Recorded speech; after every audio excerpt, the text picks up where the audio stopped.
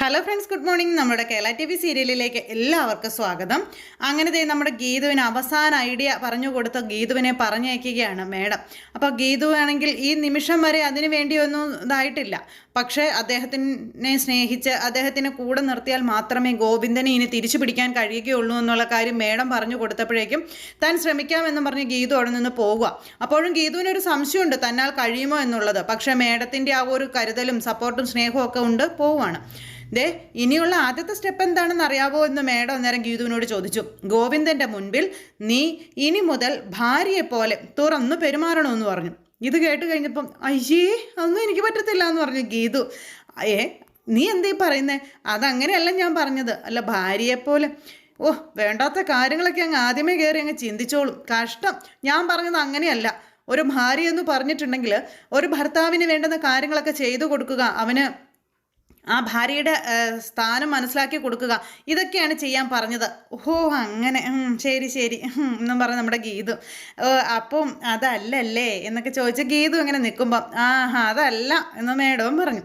ചമ്മി ഇങ്ങനെ നിൽക്കുക കേട്ടോ ഗീതു. അത് കഴിഞ്ഞ് അവനെ എങ്ങനെ വരുത്തിക്ക് കൊണ്ടുവരണം എന്നുള്ള കാര്യമൊക്കെ മേഡം പറഞ്ഞു കൊടുക്കുക. അതൊക്കെ ഞാൻ ചെയ്തോളാമെന്നും പറഞ്ഞു. അയ്യോ ഞാൻ ഭയങ്കര കൺസേൺ ആയിട്ടോ, ഞാൻ എല്ലാം ചെയ്തോളാമെന്നൊക്കെ പറഞ്ഞ് ഗീതു ഇങ്ങനെ വളരെ ഹാപ്പി ആയിട്ട് നിൽക്കുന്നു. മാം പറഞ്ഞതുപോലെ ഗോവിന്ദേട്ടനെ എൻ്റെ കസ്റ്റഡിയിലാക്കാൻ പറ്റുമെന്ന് ഞാനൊന്ന് നോക്കട്ടെ എന്നും പറഞ്ഞ് ഗീതു അവിടെ നിന്ന് പോകുന്നത്. അങ്ങനെ ഒരു ഓൾ ദി ബെസ്റ്റ് ഒക്കെ മേടിച്ച് അങ്ങനെ പോകുന്ന സമയത്ത്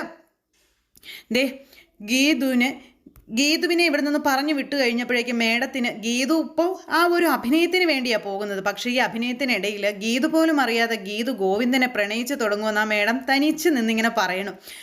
ആ ശുഭവാർത്തയ്ക്കായി കാത്തിരിക്കാമെന്നൊക്കെ ആ ഒരു മേഡം അവിടെ നിന്നിങ്ങനെ ചിന്തിക്കുക കേട്ടോ. നമ്മുടെ ഗീതു വന്നിട്ട് വീട്ടിൽ പോയി ആലോചിക്കുക ഏത് രീതിയിൽ എങ്ങനെ സാറിനെ അപ്രോച്ച് ചെയ്യണം. ആ ഒരു ഇതിലൊക്കെ ഇങ്ങനെ ആലോചനയും കാര്യങ്ങളൊക്കെ ആയിട്ട് ഇരിക്കുന്നു. ദൈവമേ, ഞാൻ സാറിൻ്റെ മുന്നിൽ അഭിനയിക്കും, എനിക്കതിനൊക്കെ കഴിയുമോ? മേഡം പറഞ്ഞതുപോലൊക്കെ ചെയ്യാൻ എന്നെക്കൊണ്ട് സാധിക്കുമോ? പക്ഷെ എൻ്റെ ഉള്ളിലുള്ള സ്നേഹം അത് ഭാര്യയുടേതാണോ അതോ കാമുകിയുടേതാണോ? എന്തായാലും സാറിനോട് എനിക്ക് സ്നേഹമുണ്ടെന്ന് എനിക്കറിയാമെന്ന് ഗീതു സ്വയം അവിടെ നിന്ന് ഇങ്ങനെ ചിന്തിക്കുന്നു. മൊത്തത്തിൽ വട്ടുപിടിക്കുക ഗീതുവിന് ഏത് രീതിയിൽ ചിന്തിക്കണമെന്ന്. അല്ല, ഈ സ്നേഹത്തിന് എന്ത് പേരിടണമെന്ന് എനിക്ക് ഇതുവരെ അറിയില്ലെന്നൊക്കെ ഗീതു ഇങ്ങനെ അവിടെ ഇരുന്ന് ഇങ്ങനെ ചിന്തിച്ചുകൊണ്ടിരിക്കുന്നു. അങ്ങനെ ഗീതു ആ ഒരു ചിന്തയും കാര്യങ്ങളുമായിട്ട് ഇങ്ങനെ മുന്നോട്ട് പോവുക. പക്ഷേ ഒന്നും വിട്ടുകൊടുക്കാൻ ഗീതു തയ്യാറല്ല. അപ്പോൾ ഞാൻ അഭിനയിക്കുകയാണെങ്കിലും ആത്മാർത്ഥമായ സ്നേഹമാണെന്ന് ഗോവിന്ദനും മറ്റുള്ളവരും തിരിച്ചറിയണം, അല്ലെങ്കിൽ മനസ്സിലാക്കണം എന്നുള്ള രീതിയിൽ വേണം ആ ഒരു അഭിനയം നടത്താനെന്ന് മേഡം പറഞ്ഞതിനെ പറ്റിയുള്ള കാര്യങ്ങളൊക്കെ ആലോചിക്കുവാണ് അവിടെ നിന്നുകൊണ്ട് ഈ നമ്മുടെ ഗീതു. അത് കഴിഞ്ഞപ്പോൾ രാധിക ഒരുക്കിയിരിക്കുന്ന പത്മവ്യൂഹത്തിൽ നിന്നും അവനെ രക്ഷിച്ചെടുക്കണമെങ്കിൽ നീ ഭാര്യയുടെ സ്നേഹം കൊടുക്കണമെന്ന് പറഞ്ഞ കാര്യങ്ങളെല്ലാം ആലോചിക്കുന്നു. ഒരു നിമിഷം നമ്മുടെ ഗീതു ഇങ്ങനെ തല പുകഞ്ഞ് ആലോചിച്ചിട്ടും നേരെ അവിടെ നിന്ന് സിന്ദൂരം എടുത്ത് നെറുകയിൽ വെച്ചു. അതുപോലെ തന്നെ താലി എടുത്ത് കയ്യിൽ പിടിച്ചു. എന്നിട്ട് ഞാൻ എങ്ങനെ സ്നേഹം അഭിനയിക്കും എന്നൊക്കെ നിന്ന് ഇങ്ങനെ ചിന്തിക്കുക കേട്ടോ. ഞാനായി തന്നെ നിന്നാൽ മതിയോ എന്നൊക്കെ ഇങ്ങനെ ചിന്തിച്ചുകൊണ്ട് അങ്ങ് നിൽക്കുന്നു. ഈ സമയത്താണ് നമ്മുടെ രേഖ അങ്ങോട്ടേക്ക് വരുന്നത്. എന്തു പറ്റി ഗീതു, നിനക്ക് എന്താ സംഭവിച്ചത്, നീ എന്താ ആലോചിക്കുന്നതെന്നും ചോദിച്ചു. എന്താ പറ്റിയതെന്ന് ചോദിച്ചു. അപ്പോൾ രണ്ട് തരത്തിലാണെങ്കിലും നമ്മൾ രണ്ടുപേരും തുല്യ ദുഃഖിതരാണെന്ന് പറഞ്ഞു. ഭർത്താവ് അരികിലുണ്ടെങ്കിലും അപ്പോൾ ഒരു ഡിവോഴ്സ് ചെയ്ത ഭാര്യയുടെ അവസ്ഥയിലാണ് ഞാനെന്ന് പറഞ്ഞു രേഖ. ഗീതു ആണെങ്കിലോ ഭർത്താവിനെ പിരിയാൻ കഴിയാത്തൊരവസ്ഥയിലുമാണെന്നും പറഞ്ഞ് രേഖ സങ്കടം പറയുമ്പം ഞാൻ ആകെ കൺഫ്യൂഷനിലാണ് രേഖച്ചി, എന്ത് ചെയ്യണമെന്ന് എനിക്ക് അറിയില്ല എന്ന് പറഞ്ഞു. അപ്പോൾ അത് കേട്ടപ്പം ഗോവിന്ദേട്ടനെ പിരിയാൻ നിനക്കാവില്ല എന്നുള്ളത് എനിക്കറിയാം. വിലയില്ലാത്തവളായി സ്വന്തം വീട്ടുകാരുടെ അരികിലേക്ക് മടങ്ങിപ്പോകാനും നിന്നെക്കൊണ്ട് കഴിയില്ലെന്നും എനിക്കറിയാമെന്ന് പറഞ്ഞപ്പോൾ ബന്ധം പിരിഞ്ഞാൽ എങ്ങനെ ജീവിക്കുമെന്നുള്ളൊരു ആശങ്കയൊന്നും എനിക്കില്ല എന്നും പറഞ്ഞുകൊണ്ട് അങ്ങനെ പറയുക. പക്ഷേ ഞാനിവിടെ നിന്ന് പോയാൽ ഗോവിന്ദേട്ടൻ്റെ കാര്യം എന്താകും എന്ന് ഗീതു ചിന്തിക്കാം. ഡിവോഴ്സ് ഗോവിന്ദേട്ടന് സ്വന്തം ഇഷ്ടപ്രകാരം ചെയ്തതാണെന്നൊന്നും എനിക്ക് തോന്നുന്നില്ല. അതിൻ്റെ പിറകിൽ അമ്മയുടെ പ്രഷർ കാണുമെന്ന് പറഞ്ഞപ്പോൾ അതിന് ഗോവിന്ദേട്ടൻ അറിയില്ലല്ലോ രേഖേച്ചി, ഒപ്പം നിന്ന് ഇങ്ങനെ തുള്ളിക്കുന്നവരുടെ സ്നേഹം അത് യഥാർത്ഥമല്ല എന്ന്. നിന്നെ ഉപേക്ഷിക്കരുതെന്ന് ഞാൻ പലതവണ ഗോവിന്ദേട്ടനോട് അപേക്ഷിച്ചു. ഡിവോഴ്സിൽ നിന്നും ഗോവിന്ദേട്ടനെ പിന്തിരിപ്പിക്കാനായിട്ട് രാധികമ്മയോട് ഞാൻ കെഞ്ചി പറയുകയും ചെയ്തതാണ്. പക്ഷെ അവരാരും അതൊന്നും കേട്ടില്ല. ഇനി ആത്മാർത്ഥമായി അവരുടെ മുന്നിലേക്ക് ചെല്ലരുത് എന്നൊക്കെ പറഞ്ഞുകൊണ്ടിങ്ങനെ പറഞ്ഞെന്നും പറഞ്ഞു. അപ്പോൾ ഇതൊക്കെ കേട്ട് കഴിഞ്ഞപ്പോൾ ഗീതു പറഞ്ഞു, എനിക്ക് വേണ്ടി രേഖിച്ച് ആരുടെയും മുന്നിൽ താഴാൻ പോകണ്ടെന്ന്. ഞാൻ ഗോവിന്ദേട്ടനെ വിളിച്ചിങ്ങോട്ട് കൊണ്ടുവരട്ടെ, എന്നിട്ട് ഇവിടെ നിന്ന് സംസാരിക്കാൻ പറയട്ടെ എന്ന് ചോദിച്ചു. ഇനി അതിൻ്റെ ആവശ്യമൊന്നും ഇല്ലെന്നും ഞാൻ ചില കാര്യങ്ങളൊക്കെ തീരുമാനിച്ചിട്ടുണ്ടെന്നും അതേ രീതിയിലാണ് മുന്നോട്ട് പോവുകയുള്ളൂ എന്നും ഗീതു പറഞ്ഞപ്പോൾ അങ്ങനെ എങ്ങനെ പോകാൻ കഴിയുമോളെ? അമ്പിനും വില്ലിനും എടുക്കാതെ ഗോവിന്ദേട്ടൻ നിൽക്കുകയല്ലേ? പരസ്പരം സംസാരിച്ചാൽ തീരുന്ന പ്രശ്നമല്ലേ ഉള്ളൂ നിങ്ങൾ തമ്മിൽ. പിന്നെ എന്താ പ്രശ്നമെന്നൊക്കെ ചോദിച്ചപ്പോൾ അങ്ങനെ സംസാരിച്ചാലൊന്നും തീരില്ലെന്നും പറഞ്ഞുകൊണ്ട് ഗീതു രേഖയോട് കാര്യങ്ങളെല്ലാം പറയാം.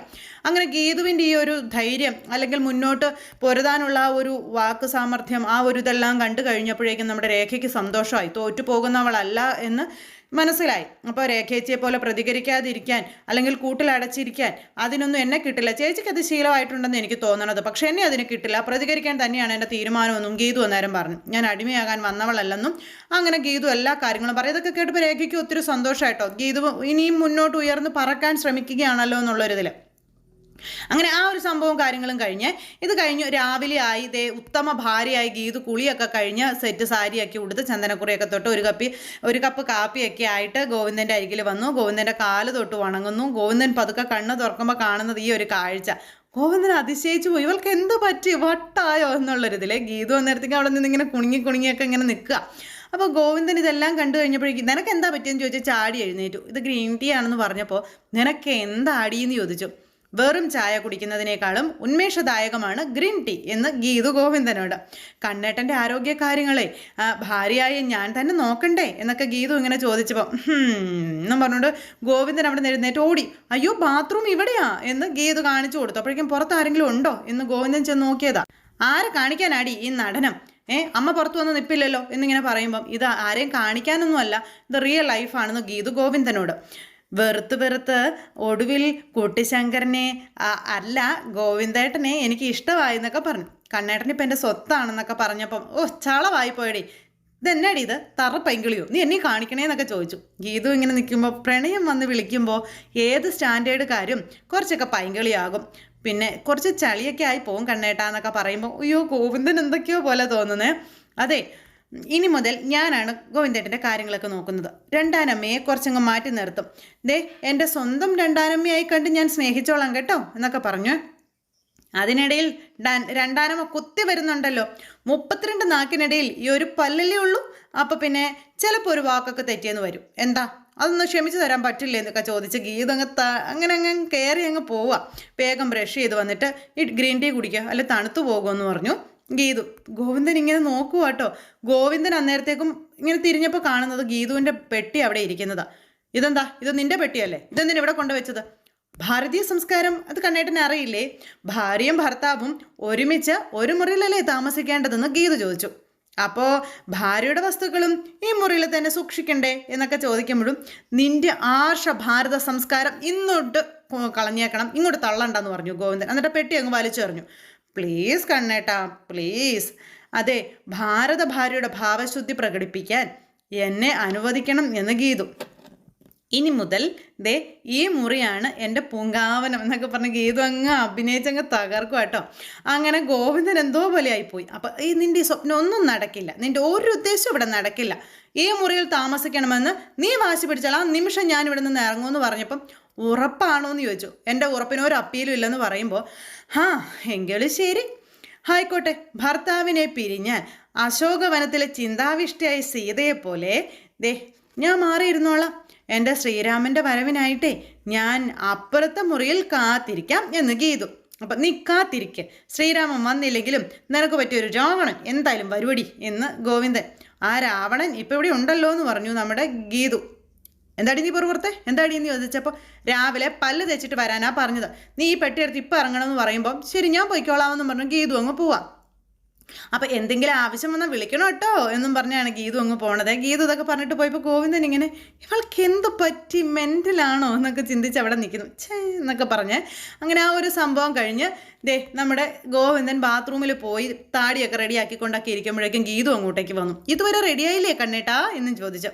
ഗോവിന്ദൻ തിരിഞ്ഞു നോക്കുമ്പോൾ ഗീതു വെള്ളയൊക്കെ ഇട്ട് വന്ന് നിൽക്കുക. അന്നേരം ഗോവിന്ദൻ ചോദിച്ചത് എങ്ങോട്ടാണെന്ന് ചോദിച്ചു. അപ്പോൾ നമ്മൾ യോഗ ചെയ്യാൻ പോവാ, അങ്ങേരുടെ സ്ഥാപനത്തിലെ ബ്രാൻഡ് അംബാസിഡർ ആകേണ്ട ആകളാണ് ഞാനെന്നൊക്കെ പറഞ്ഞ് ഗീതു ഇങ്ങനെ ഓരോന്ന് പറയും. എന്നിട്ട് ഗോവിന്ദൻ്റെ ആ നരയൊക്കെ കൊടുക്കുക. അപ്പം നീ ഒന്ന് പോകുന്നുണ്ടോ, എന്നെ ഇങ്ങനെ സ്നേഹിച്ച് കൊല്ലാതെ ഇവിടെ നിന്ന് പോകുന്നുണ്ടോ എന്ന് ഗോവിന്ദൻ ഗീതുവിനോട്. ഗീതു അന്നേരത്തേക്കും കൂടുതൽ സ്നേഹിക്കാം. കണ്ണേട്ടൻ ചെറുപ്പമായിട്ടിരുന്നാലല്ലേ ആളുകൾ മെയ്ഡ് ഫോർ മീ എന്നൊക്കെ പറയുള്ളൂ എന്നൊക്കെ ചോദിച്ച് ഗീതു ഗോവിന്ദൻ്റെ അരികിലേക്ക് ചെന്നപ്പം ഒന്ന് മാറാൻ പറഞ്ഞു. നമ്മുടെ ചേർച്ചയും സ്നേഹവും കണ്ടിട്ട് സ്വർഗം പോലും നാണിക്കണം എന്നൊക്കെ പറയുമ്പോഴേക്കും നിൻ്റെ വേലത്തരമൊന്നും എൻ്റെ അടുത്ത് നടക്കില്ല ഗീതു. നിന്നെ കുടിച്ച വെള്ളത്തിൽ വിശ്വസിക്കാൻ കൊള്ളാത്തവളാണെന്ന് എനിക്ക് എപ്പോഴേ മനസ്സിലായെന്നൊക്കെ ഇങ്ങനെ പറയുമ്പോൾ ആയിക്കോട്ടെ, ഭാര്യയായിട്ടൊന്നും വിശ്വസിക്കേണ്ട, സഹപ്രവർത്തകയോ സെക്രട്ടറിയോ ഒക്കെ ആയിട്ട് പരിഗണിക്കാമല്ലോ, എന്താ അതുപോലെ? ഓഹ്, അതെന്തായാലും വേണ്ട, അങ്ങനെ ഞാൻ പരിഗണിച്ചിട്ട് വേണം, ഭാര്യയായിട്ടാണ് ഞാൻ കാണുന്നതെന്നും പറഞ്ഞ് നിനക്ക് ഷോ കാണിക്കാനല്ലേ എന്ന് ചോദിച്ചപ്പം, എൻ്റെ സ്നേഹം അങ്ങനെ മറ്റുള്ളവരെ കാണിക്കാനുള്ളതൊന്നും അല്ല കണ്ണേട്ടാ എന്ന് ഗീതു. ഞാൻ ആത്മാർത്ഥമായിട്ടാണ് സ്നേഹിക്കുന്നതെന്നൊക്കെ ഗീതു അങ്ങ് തട്ടി വിടുക. അങ്ങനെ ഗോവിന്ദന് തലവേദന എടുക്കാൻ തുടങ്ങി. എൻ്റെ പൊന്നു ഗീതു ഒന്ന് പോകാവോ എന്ന് ചോദിച്ചു. അയ്യോ ഇല്ലില്ല, യോഗ ഞാൻ ഇന്നത്തെ കൊണ്ട് നിർത്തി. അയ്യോ അത് പറ്റത്തില്ല, യോഗ നിർത്താൻ ഞാൻ സമ്മതിക്കില്ല, അത് ചെയ്തേ പറ്റൂ, ഇല്ലെങ്കിലേ ഞാൻ ഇവിടെ കിടന്ന് ബഹളം വയ്ക്കും. നീ കിടന്ന് ബഹളം വെക്കാൻ പറഞ്ഞു. അപ്പോഴേക്കും ഗീതു ഗോവിന്ദനെ കയറി വട്ടം കയറി പിടിച്ചു, ഒരു എതിർപ്പും പറയാതെ എൻ്റെ കൂടെ വരാൻ പറഞ്ഞ് തട്ടിപ്പറിച്ച് വിളിച്ചുകൊണ്ട് പോവുക. അപ്പോഴേക്കും അമ്മയും മോനും കൂടെ അവിടെ ഈ ഒരു സിറ്റുവേഷനും കണ്ടുകൊണ്ട് നിൽക്കുമായിരുന്നു. അങ്ങനെ അവൾ ഗോവിന്ദനെ വശീകരിച്ചെടുക്കാനുള്ള പരിപാടികൾ നോക്കുകയാണെന്നുള്ള കാര്യം വരുൺ രാധികയോട് പറഞ്ഞു കൊടുത്തു. അമ്മ ഇതൊക്കെ കണ്ടിവിടെ നിന്നോളാനും. ദേ അമ്മേ, അവളുണ്ടല്ലോ, നമ്മൾ അവളെ വട്ടാണെന്ന് പറഞ്ഞു ഫലിപ്പിക്കുന്നത് കൊണ്ട് അവൾ എല്ലാവരുടെയും മുന്നിൽ വട്ടുള്ളതുപോലെ കാണിക്കുന്നത് അമ്മയെന്നൊക്കെ പറഞ്ഞു വരുൺ ഇങ്ങനെ പറഞ്ഞു കൊടുക്കുക. അങ്ങനെ അമ്മയും മോനും കൂടി ഇങ്ങനെ ഓരോ കാര്യങ്ങൾ പറഞ്ഞിങ്ങനെ നിൽക്കുമ്പോൾ ഗീതുവിനെ ബലമായി പിടിച്ചു കെട്ടി മെൻ്റൽ ഹോസ്പിറ്റലിൽ കൊണ്ടുപോകണം തുടങ്ങിയ കാര്യങ്ങളൊക്കെ ഇവർ ചർച്ച ചെയ്യുന്നത്. അങ്ങനെ ഇവരതും ചർച്ച ചെയ്തുകൊണ്ടിരിക്കുമ്പോൾ ഗീതുവും ഗോവിന്ദും കൂടി ഇങ്ങോട്ട് വരുന്നു. ഗോവിന്ദനെ പിടിച്ചു വലിച്ചു കൊണ്ടുവരിക. ഇത് എന്തൊരു മടിയാന്നൊക്കെ ചോദിച്ചു. അപ്പോൾ എന്നെ വിടെന്നൊക്കെ പറഞ്ഞിട്ട് ഗോവിന്ദൻ പറയുന്നുണ്ട്, എനിക്ക് തന്നെ നടക്കാൻ അറിയാമെന്നൊക്കെ പറയണം. അപ്പം ഞാനൊന്ന് തൊട്ടുന്ന് വെച്ച് എന്താ കുഴപ്പം എന്നൊക്കെ ഗീത ചോദിക്കുക. അപ്പോൾ അതേ തൊട്ടപ്പുറം അമ്മയും മകനും ഇതൊക്കെ കണ്ടുകൊണ്ട് നിൽക്കുകയാണെന്ന് ഓർക്കണം. അങ്ങനെ ഗോവിന്ദും ഗീതും കൂടെ ഇങ്ങനെ രണ്ടുപേരൂടെ വരുന്നതും ഇവരുടെ രണ്ടുപേരുടെയും ആ ഒരു കാട്ടായങ്ങളും കാര്യങ്ങളും ഒക്കെ ഇവർ കാണുന്നു. ഇവരെ കണ്ടു കഴിഞ്ഞപ്പോൾ നമ്മുടെ ഗീതു സട്ടക്കുട്ടൻ ഞങ്ങൾ എഴുന്നേറ്റെന്ന് പറയാം. 1 മടങ്ങ് ആ ഒരു ഇതോടുകൂടി ഇവരുടെ മുന്നിൽ ഗീതു അങ്ങ് ഗോവിന്ദനെ അങ്ങ് പിടിച്ചങ്ങ് കെട്ടി അങ്ങ് നിർത്തി. അങ്ങനെ അവർ രണ്ടുപേരും കൂടെ പോണു. അങ്ങനെ അവർ രണ്ടുപേരും കൂടെ പോകുന്നത് കാണുമ്പോഴേക്കും രാധിക ഇങ്ങനെ നിൽക്കുന്നു. ഡിവോഴ്സ് നോട്ടീസ് കൊടുത്ത ശത്രുക്കളാ ഇപ്പം പ്രണയശലഭങ്ങളെ പാറി നടക്കുന്നതെന്ന് വരുൺ പറയണു അമ്മയോട് ഇത് കണ്ടപ്പം. ഇതൊക്കെ എന്നെ കാണിക്കാൻ വേണ്ടിയുള്ള അവളുടെ ഷോയാണെന്ന് രാധിക പറഞ്ഞു. കണ്ണൻ അവളോട് ഇപ്പം യാതൊരു താല്പര്യവും ഇല്ലാന്നും നീ കേട്ടില്ലേ അവൻ പറയുന്നതൊക്കെ, എൻ്റെ ദേഹത്ത് തുടരുതെന്നൊക്കെ. അതൊക്കെ നമ്മളെ കേൾപ്പിക്കാൻ വേണ്ടിയുള്ള ഗോവിന്ദേട്ടൻ്റെ നമ്പറാണോന്ന് എൻ്റെ സംശയമെന്ന് വരുൺ.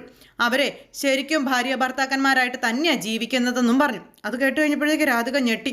രാധിക വല്ലാണ്ടായേ. അപ്പോഴേക്കും വാന്നും പറഞ്ഞ് ഗീതു ഇങ്ങനെ വിളിച്ചുകൊണ്ട് പോവാ. അപ്പം നീ ഈ കോപ്രായങ്ങളൊക്കെ കാണിക്കുന്നത് അമ്മയും വരുണിനെ കാണിക്കാനാണെന്ന് പറഞ്ഞപ്പോൾ എനിക്ക് ഈ ഹൃദയത്തിൽ ചേർത്ത് വെക്കാനുള്ളതാ, ചേർത്ത് നിൽക്കാനുള്ളതാ, അല്ലാണ്ട് ആരെയും കാണിക്കാനല്ലെന്നൊക്കെ ഗീതു പറയുമ്പോൾ വെറുപ്പിക്കരുതെന്ന് ഗോവിന്ദൻ പറഞ്ഞു. ഈ വെറുപ്പ് എനിക്ക് സ്നേഹമാക്കി മാറ്റണം. അതെ, ഈ അളിഞ്ഞു കയറ്റം എനിക്ക് സഹിക്കാൻ പറ്റുന്നില്ലെന്ന് പറഞ്ഞപ്പോൾ അയ്യോ ഇത് അളിഞ്ഞു കയറ്റമല്ല കണ്ണേട്ടാ, അലിഞ്ഞ് ചേരലാണെന്നൊക്കെ പറഞ്ഞു ഗീതു. അങ്ങനെ വാന്നും പറഞ്ഞ് പിടിച്ച് വലിച്ചു കൊണ്ടുപോകണം. അങ്ങനെ ഇവർ നടക്കുന്നതിൻ്റെ പുറകെയൊക്കെ രാധിക പോവുക. അമ്മ ഈ കാട്ടായൊക്കെ കണ്ടില്ലേ, ഇതൊക്കെ കണ്ടിട്ട് ഈ ബന്ധം തെറിക്കുമെന്ന് അമ്മ എങ്ങനെ വിശ്വസിക്കുന്നത്? എനിക്ക് തോന്നുന്നില്ല ഈ ബന്ധം തെറിക്കുമെന്ന്. അവളെ ഗോവിന്ദൻ്റെ ജീവിതത്തിൽ നിന്ന് തെറിപ്പിച്ചില്ലെങ്കിൽ നമ്മൾ ഇവിടെ നിന്ന് തെറിക്കുമെന്ന് പറയുകയാണ് രാധിക. അന്നേരം മാമി എന്ന് വിളിച്ച നേരത്തേക്കും കാഞ്ചന വന്നു. എന്താടി ഇത് ചോദിച്ചപ്പം, അതേ അർജൻറ്റായി ഒരു യോഗ ഷീറ്റ് വാങ്ങണം. എന്തിനാന്ന് ചോദിച്ചു. യോഗ ചെയ്യാനായിട്ട്. അതെ, ഒറ്റപ്പായില അവർ രണ്ടുപേരും കൂടി യോഗ നടത്തുന്നത് എന്നും പറഞ്ഞുകൊണ്ട് കാഞ്ചന ഇങ്ങനെ കാര്യങ്ങളൊക്കെ പറഞ്ഞു കൊടുക്കുമ്പോൾ ഞാൻ പറഞ്ഞത് ഇപ്പം എങ്ങനെയായി അമ്മയെന്ന് ചോദിച്ചു വരുൺ. എൻ്റെ പൊന്നെ, നിങ്ങളിങ്ങനെ മാറി നിന്നു, അവരുടെ പ്രകടനങ്ങൾ കാണണമെങ്കിൽ എൻ്റെ കൂടെ വാ, അത് കണ്ടാലേ നമ്മളും യോഗ ചെയ്തതുപോലെ തോന്നുന്നു എന്നൊക്കെ പറഞ്ഞു ഇങ്ങനെ വാ മാമി വരുണ്ണ വാ എന്നൊക്കെ പറഞ്ഞ് വിളിച്ചുകൊണ്ട് പോവുക ഈ കാഞ്ചന. എനിക്കിപ്പോൾ അത് കാണേണ്ട കാര്യമില്ല, അമ്മ പോയി കാണ്, എന്നിട്ട് അവർ തമ്മിലുള്ള റിലേഷൻ എന്താണെന്ന് ശരിക്കും മനസ്സിലാക്കാനും പറഞ്ഞ് മകൻ അവിടെ നിന്ന് അങ്ങ് പോയി. ഗോവിന്ദൻ കൈവിട്ട് പോയോ എന്നുള്ളൊരു പേടിയിൽ രാധിക അവിടെ ഇങ്ങനെ നോക്കി നിൽക്കുന്നിടത്ത് ഇന്നത്തെ കഥ അവസാനിച്ചു. എന്തായാലും ഇന്നത്തെ എപ്പിസോഡാണ് ഇടിവെട്ട് എപ്പിസോഡാണ്. അവരുടെ പ്രണയ രംഗങ്ങൾ കണ്ട് കിളി പറന്ന് ഇങ്ങനെ ചെവി കൂടെയൊക്കെ പുക വന്നു രാധികയ്ക്ക്. അപ്പോൾ അത്തരത്തിലുള്ളൊരു വിശേഷങ്ങളൊക്കെ ആയിട്ട് കാണാം. എല്ലാവർക്കും നന്ദി.